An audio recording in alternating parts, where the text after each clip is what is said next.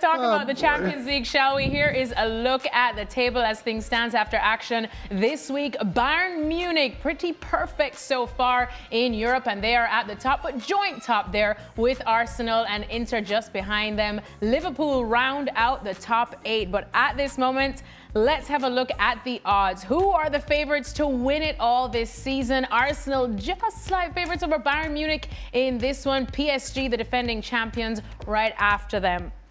All right, let's welcome in Jan Aage Fjortoft, because Jan, I have to start with you, especially at the rate that Bayern Munich are going. We just saw the odds. We just saw quite an impressive performance from them against PSG this season. So can they do it? Can they win it all?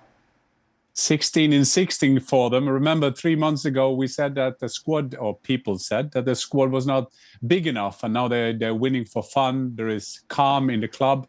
I meet journalists who follow Bayern Munich and will get unemployed now. They're so used to FC Hollywood. They're so used to quarreling and discussions in and around the team. But Vincent Kompany has done a fantastic job. And that without Davis, that without Musiala. It's going to be interesting now when Musiala come back, how we will change that, because that Gnabry, that Kane, that Diaz is functioning, is fantastic for Bayern Munich.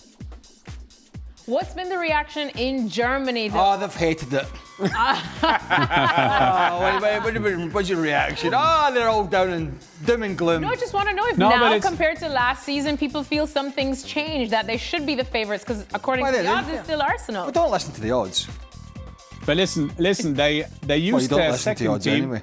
Sorry, Jan. No. We've had a vacation when you were gone, Craig, so that's okay. I love you to have you back. But now the reaction has been that the dominance of Bayern, they think they can go all the way. Of course they do. They play with the second team and they beat Bayer Leverkusen the other night. And then they went into this game against PSG. Of course, after Diaz sending off, there was a tough job defense. But it has to also be said that they were a bit afraid of that back with Upamecano and Tah. Upamecano always there for a mistake. Tah, could he be too slow in some situations? But to be fair to them, they've done brilliantly. And when you have Manuel Neuer, who is now the same age as Shaka Hislop, it's still a bit better goalkeeper than him. He's doing fantastic for them. So they look very, very, very good, Bayern, at the moment. So when you look at odds, odds change. Of course odds change, but who cares about odds? It's recency bias, isn't it?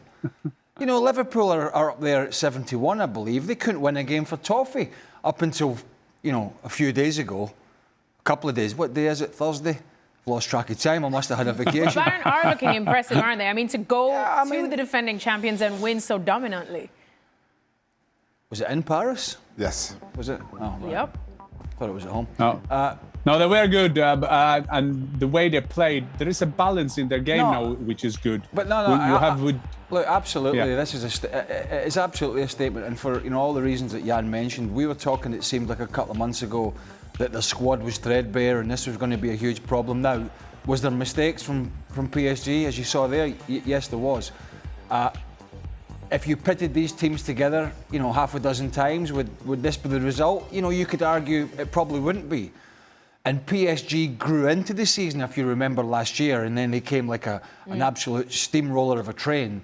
And were the best team by far, and until somebody knocks them off that perch, I think they probably are still the favourites for me.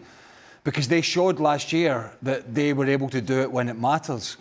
And when it matters is when this huge big table is sort of done and dusted and it gets to the nitty-gritty, that is when, and PSG proved it when it matters last year. However, this is a statement for a team that people say, well, the Bundesliga is too easy for them this year, they're going to win it again. We'll see if that's the case or not.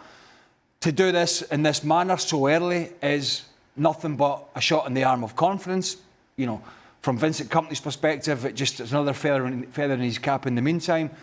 But, come March or April next year, when it's a knockout and you really need to be in a good position as PSG were last year, then we don't know. We don't know what state Bayern will be in by that time. We don't know about PSG, but I think we know. We got a good view of that last year, what they were like. Of course, no two seasons are the same. And then Liverpool, what are they going to be like? Are Arsenal still going to be firing? Are Real Madrid sorted themselves out? there's so many tangibles to the story. Barcelona, who the hell knows? I mean, I saw you guys talking about it yesterday. I mean, it's just a shambles at the back. So is that going to sort itself out between now and you know, in May and the business end of the season? We just don't know. It was a great week for Bayern Munich. It was a great week for Liverpool, bearing in mind Hislop was under a bit of pressure to get results.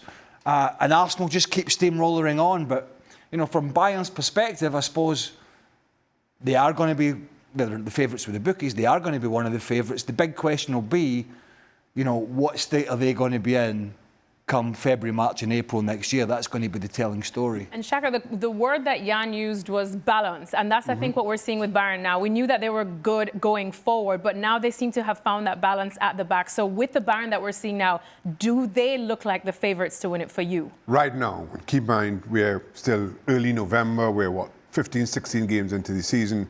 I don't think there's anybody playing better or more convincing football than Bayern Munich, and Arsenal a very close second. After that, everybody else is a distant third. Whoever you decide is third. And to that point, and I think Jan touched on it, Upamecano for years, you've known that he's good for a mistake. Can you take advantage of that? Jonathan Tah's come in and uncertain pre-season, but has just settled down in this Bayern team. And now they are looking as good, as comfortable as anybody. Still, the best defensive team in Europe for me is Arsenal. But again, Bayern a close second. Everybody else way down in the back in third somewhere. But Bayern's biggest threat is that front four.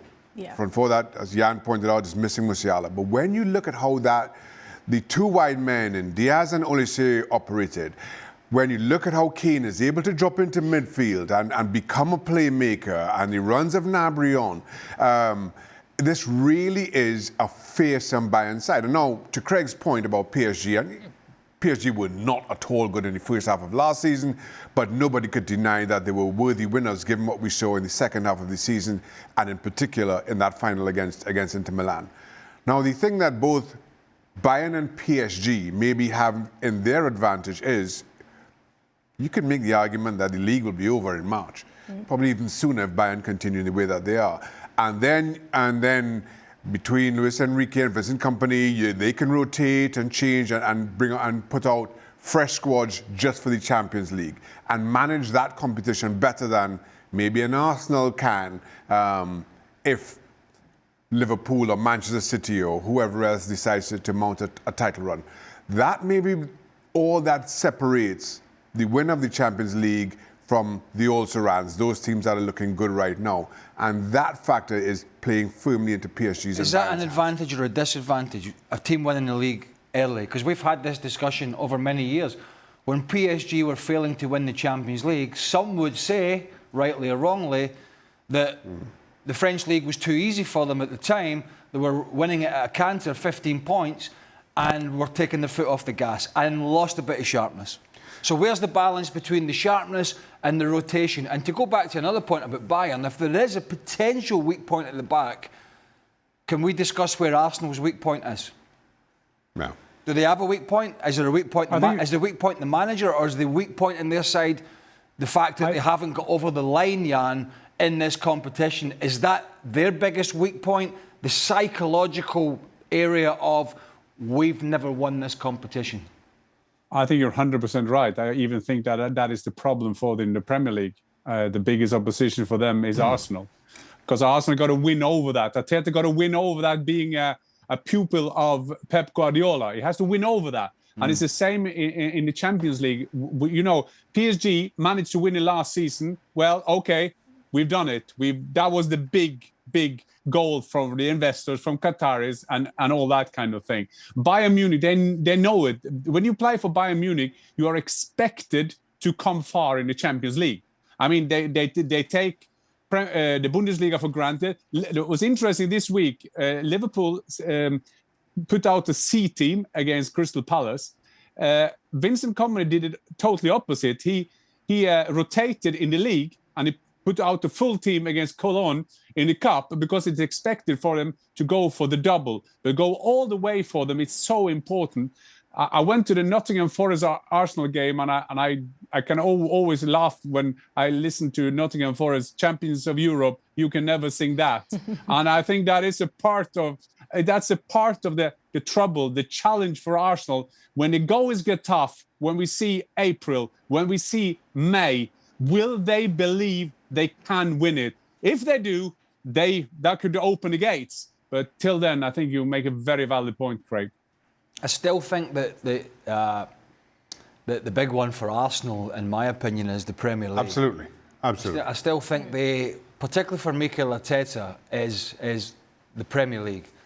Is to finishing second, however many times they have recently. 20 odd years now, I think, since Arsene Wenger's team last won the Premier League. I think that for them, at the moment, is their sort of holy grail until they get back. I mean, don't get me wrong, of course you would take the Champions League, you would. But I think if you were to prioritise, I think being the champions of your own country again would be first and foremost for them. And at the moment, they're in very good position for both. But yeah, there's some strong teams in there. Unsurprising, it's kind of the same teams. But again, this early stages, I think it's difficult to know what shape teams are going to be in after Christmas and New Year. But yeah, looking back at Bayern now, because I feel like we're speaking a lot more about them. We're a bit more confident about their run in the Champions League. It must have been a great holiday, because I thought that game was in Munich. It was a heck of a holiday. I tell you what, the bathtub wasn't small. I bet that. But luckily you've got deep pockets. Oh my God. But yeah, and back to Bayern now. Like I said, I feel like we're speaking about them with a bit more confidence when it comes to winning the Champions League this season. What do you put that down to? What do you feel has changed the fact that they can still do so well without two huge names in Musiala and Alphonso Davies? Well, it's a good thing to never lose a football game. That is always good. And it's also good that the problem, the challenge for Bayern, we're talking about Arsenal can beat Arsenal. The big thing in Germany is that when the other team, Leverkusen or the Leipzig or the Dortmunds can win anything is when Bayern got troubled. Remember at the beginning of the season, not only were we talking about they didn't have a big enough squad, we thought that Diaz maybe was not the first priority he got there. He got straight in. They love him at Bayern. They love him in Munich. Harry Kane is the leader. Gnabry has taken a step this season. A very underestimated player is Laimer. Laimer is one of those, if you remember all 11 players, starting 11, you always forget Laimer, the Austrian, doing a fantastic job as a kind of potato in the team. You can put him everywhere. So now there is another discussion going on now because they have nothing to discuss now. So now I saw Philipp Lahm, the legendary world champion of Germany. He had his column and he was talking about it's going to be trouble when Musiala coming back. So I think that the main thing that we are saying this is that Kompany has managed, and I will take this down a lot to Kompany because I'm a lot in Germany. I follow him a lot of his press conference, a lot of his comments. I do interviews with him, pitch side there, and he's always calm. He's so intelligent. He understands every trap that can happen. And even Max Eberl, remember, he was so under critic. Now he was celebrated at the yearly assembly. There was a big headline when I was still in Germany last week saying he got a 28-second big applause. I mean, Max Eberl, they wanted him out before the season because he couldn't find players. Oh, right, we need to slow down here. In what? Favourites to win the Champions League. Bayern Munich. Oh, but come on. Right, if there's a boxing match in March, right? There's a boxing match in March, right? What's March? That's March, the boxing match, right? Yeah. One fighter comes in, tip-top shape. The other one comes in, 2 stone overweight. What's going to happen?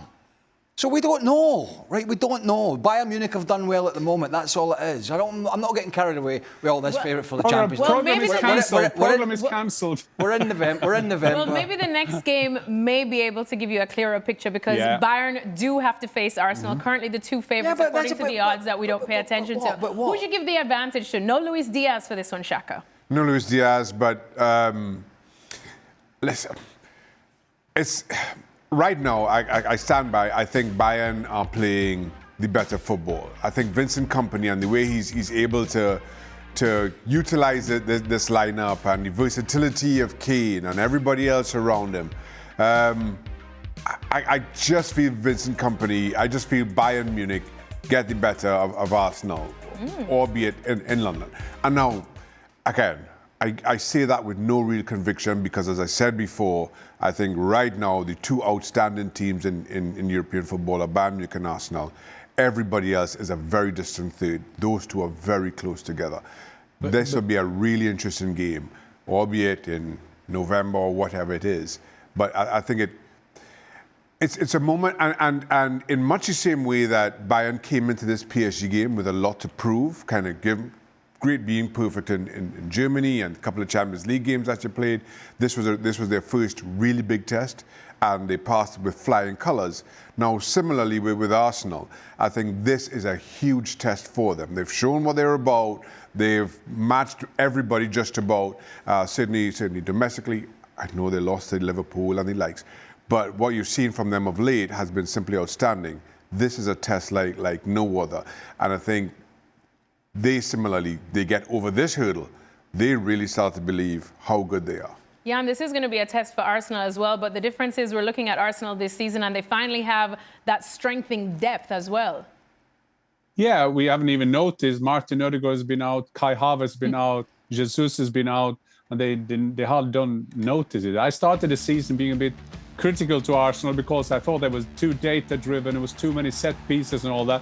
Where now, I must say that I know I can understand. I do more respect Arteta, what he's doing. He is so sick of being second in the Premier League. He will do whatever it takes to win that league, and I think we have to respect him for that. I mean, yes, the set pieces are very, very important, but I mean, symbolized with Mourinho.